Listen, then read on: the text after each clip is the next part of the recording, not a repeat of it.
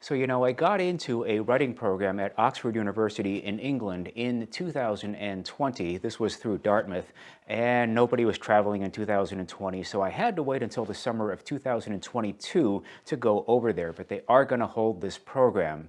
So, I heard somebody say once that we don't take the trip takes us. So I've got my bags packed, I've got my courses picked out, and assuming the flights don't get delayed, in the next clip I should see you in the south of England. Let's let the trip take me.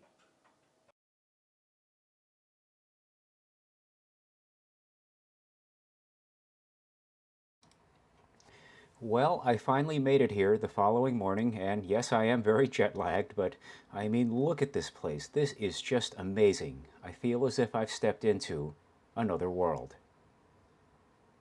So Oxford is the oldest English-speaking institution of higher learning in the entire world. It's so old, people can't even agree on exactly when the place was founded, but there's evidence of teaching having taken place here as early as the year 1070. It's a place along the River Thames in a depression where the ox can literally ford. So to give you an idea of just how old that is, the oldest institution of higher learning in the United States is Harvard University, founded somewhere in the mid-1600s, almost 570 years after the first evidence of teaching occurred here at Oxford. There's only been about 600 years since the Harvard University was founded here. So these older medieval and Gothic structures here around Oxford were usually arranged in a square with a big door at one side. Now, some of this was done for safety reasons because there was at least some violence happening in this area and they wanted to protect the students. So inside this quadrangle, there were the four elements that every student needed: a place to sleep, a place to eat, a place to study, and a place to worship. So many of these quadrangles, you will see a chapel at one side and dormitories at the other. We're here at Exeter College, fairly typical of one of the colleges here at Oxford, founded somewhere in the mid-1300s. One of the claims to fame of this particular college is this is where J.R.R. Tolkien studied and taught, and that's a bust of him that you see over my shoulder.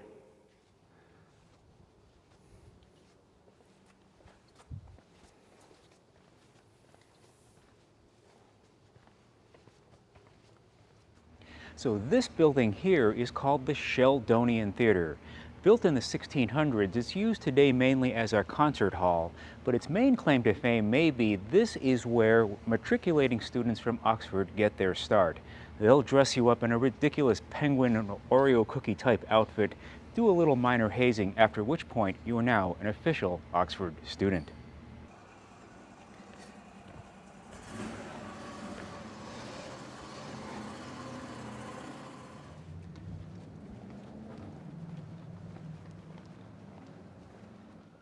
So behind me here is the Radcliffe camera. Camera in Latin means chamber or room. This is one of the most distinctive buildings in all of Oxford. Today it's used as a library, and in fact I'm standing on a part of the library. It actually goes underground to the building just behind you here. So many people say that if you really need to get something done, this is the place to do it, because down underneath here it's dark and there's nothing to do but study. So just down this alleyway from the Radcliffe camera is this nondescript door, but this door was the inspiration for The Lion, the Witch, and the Wardrobe. Kind of makes you want to go through there, doesn't it? So this gate here leads to the square of All Souls School, said to be the most difficult college in the entire world to get into. They admit a grand total of 2 graduate students each year. Prospective students go through what is widely considered to be the most difficult examination in all of college. It's a 12-hour exam, and you're given questions that I'll show you here. See how you fare on those. You see, they're not exactly looking for the answer. They're more interested in your reasoning process. Upon admittance to the school, you are now immediately a fellow of the school, and they give you a full stipend and tuition. This is Brasenose College, the only college here named after a door knocker? Take a look up there. The door knocker is shaped like a nose. So we're here at the Bodleian Library, the center of the Divinity School, one of the largest and most famous libraries in the entire world. 4 of the 16 original copies of the Magna Carta reside here, as do some of Shakespeare's original folios. It's also one of the most donated to libraries in the entire world, with as many as 4,000 books donated here every month. Now there's a large window here behind me. Does that look familiar to you in any way? Here, I'll show it to you from the inside. Give up? That's the window from the library in Harry Potter. So here's a test. We're facing the other way in the Bodleian Library right now. There are 5 sets of columns going from the bottom to the top. How much do you remember from grade school? What are those columns called?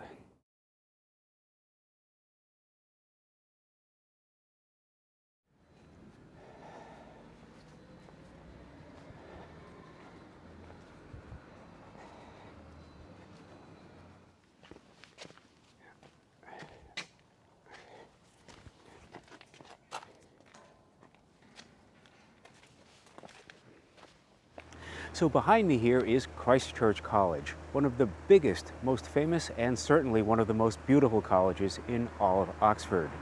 Unfortunately, like many of the college squares here, it costs money to get in. I had the bright idea a few nights ago. There was a piano recital taking place in the corner here. The pianist was playing Schubert and Brahms. My idea was we would pay to get to the recital, and it would get us into Christ Church early so that we could look around. How did that work out? Sort of. Well, you see, they only let you into the concert a few minutes before it begins, and you are instructed to walk straight to the concert venue, not veering left or right, and moving all the time. Drat! Outsmarted by an Englishman. So behind me here is Oriel College, and the statue in the middle here is of its most famous graduate, Cecil Rhodes, he of Rhodes Scholar fame. There's actually a Rhodes House north of here, separate from this college. Now, recently certain details have come to life about Cecil Rhodes, his attitudes, his business dealings, and certain activities that he did, leaving some people to question whether that statue needs to be here or not. I'll let you read all about it.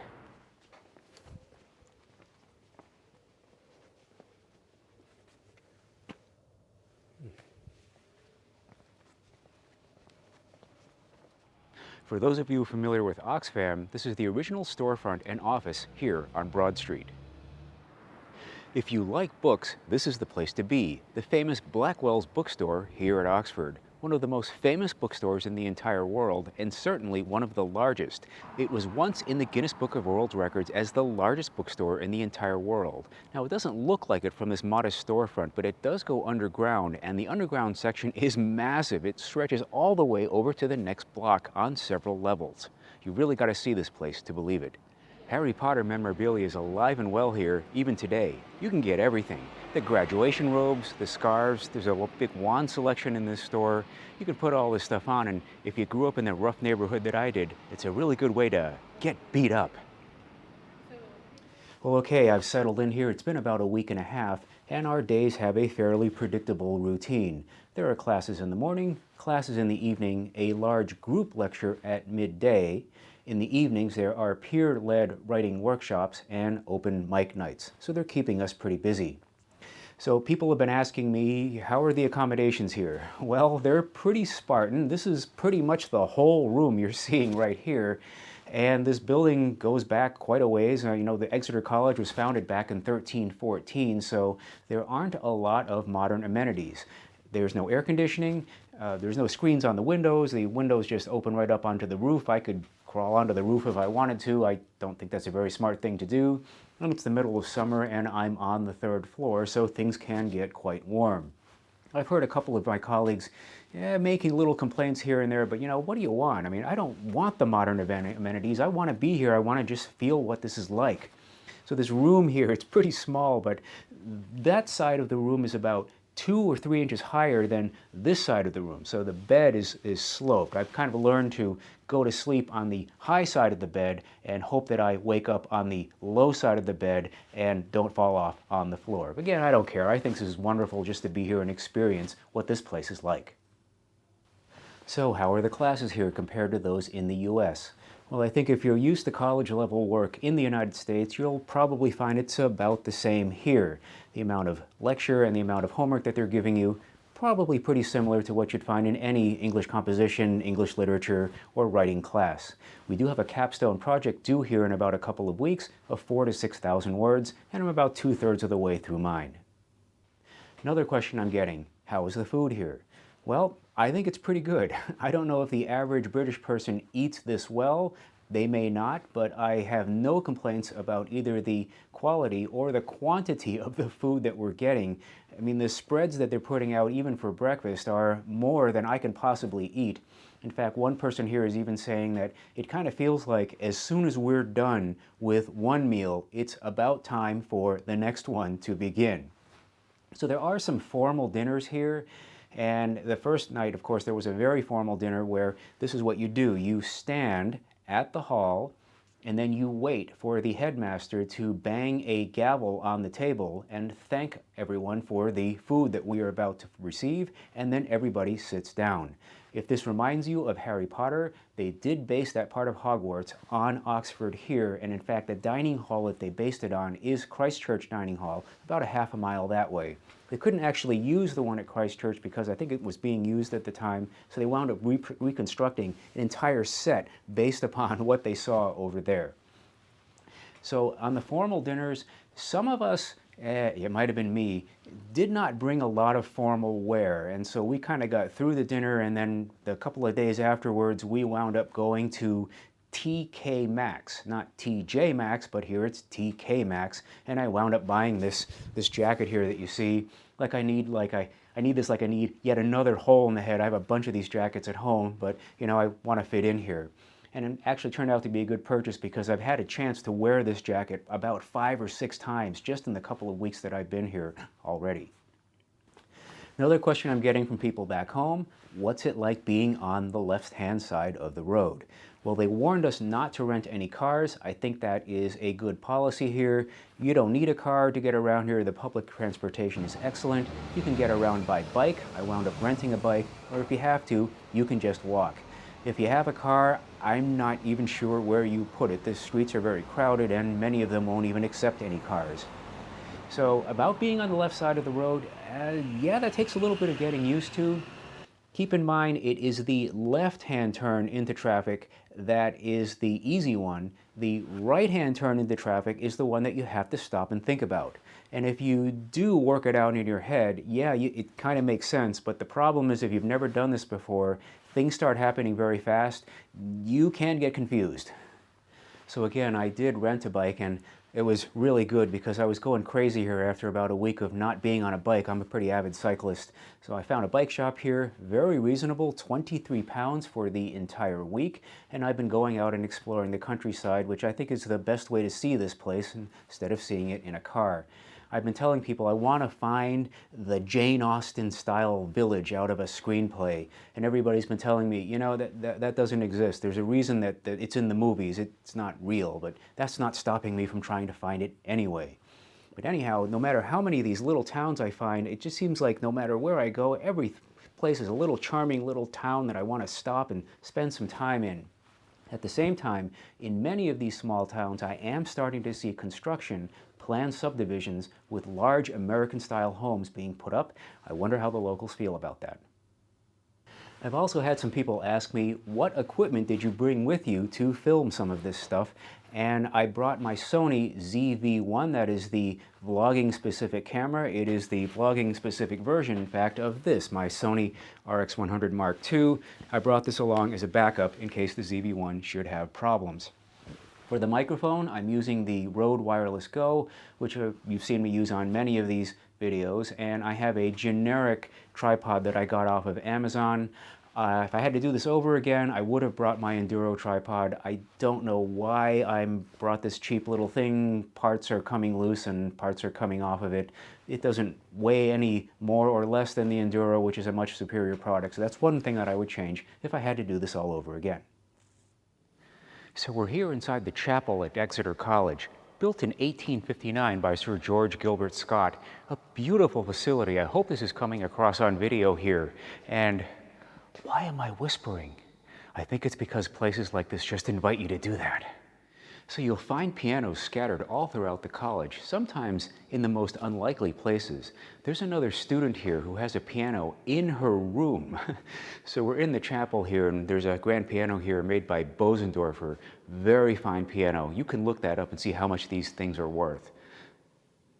You don't suppose anybody would mind if I played this, do you?